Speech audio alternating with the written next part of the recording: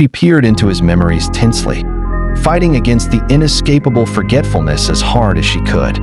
Cassie shivered when he saw the ruins of the Crimson Spire.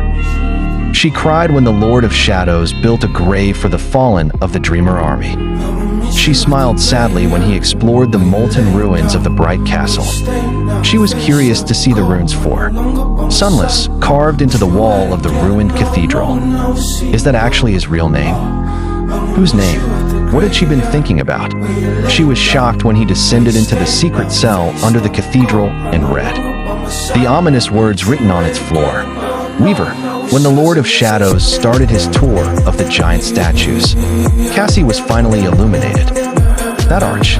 He was actually with us during the expedition to reclaim the Dawn Shard, so their connection had been that deep. But it was only at the very end that Cassie's eyes widened, and she gasped in shock.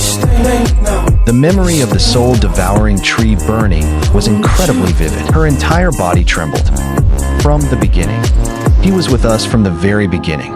The Lord of Shadows was not a hunter from the outer settlement. He wasn't from the Bright Castle either. He wasn't even just a sleeper from the same year as them.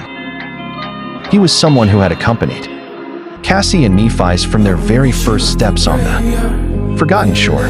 The two of them had been the three of them all along. It was just that they had forgotten. Suddenly, Cassie felt a sharp pain pierce her heart. She felt as though something so precious that it couldn't be described with words had been taken from her.